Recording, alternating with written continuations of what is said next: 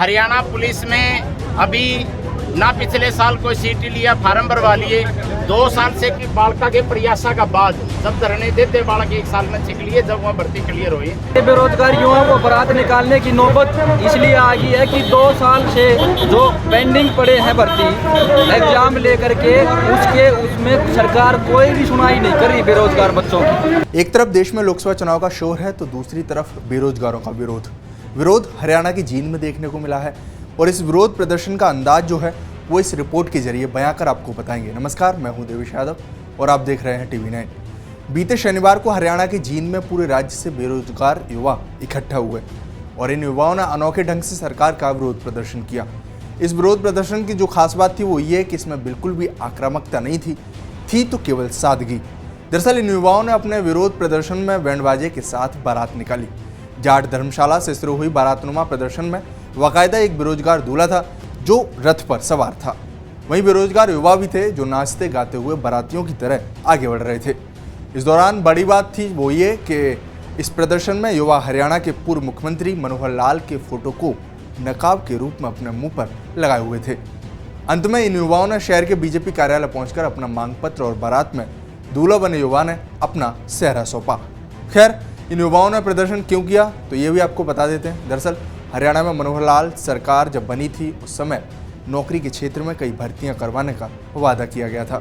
उन्हीं में से एक था CTET का वादा। इसके साथ ही 60,000 भर्तियां पूरी करने की मांग को लेकर बेरोजगार युवा यहां पहुंचे थे। इसके साथ ही पटवारी और ग्राम सचिव की भर्तियों को लेकर भी युवाओं ने विरोध दर्ज कराया और कहा कि ये भर्ती लगातार 10 साल से लंबित है और अभी तक पूरी नहीं हुई है। इसके साथ ही अन्य क्षेत्र में भर्तियों को लेकर भी युवाओं ने हल्ला बोला। चाहे उसमें 56-57 हो, ग्रुप C के अलग अलग पद हों, अलग अलग कैटेगरी हों, TGT हो। हरियाणा पुलिस में अभी ना पिछले साल कोई सीट लिया, फार्म भरवा लिए। 2 साल से की बालका के प्रयासा का बाद जब धरने देते बालक 1 साल में छिक लिए, जब वह भर्ती क्लियर हुई।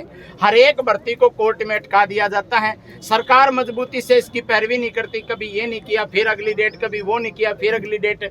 लेकिन सरकार को शायद इस बात का एहसास है कि वो बहुत आराम से इलेक्शन जीत जाएगी। लेकिन मैं सरकार को ये बात हरियाणा के युवाओं की तरफ से बता देना चाहता हूँ कि युवा अब बिल्कुल जाग चुके हैं। अगर हमारी भर्तियां कोर्ट से बाहर नहीं निकली और इलेक्शन से पहले क्लियर नहीं हुई तो हम सरकार को वोट के माध्यम से इसका जवाब देंगे।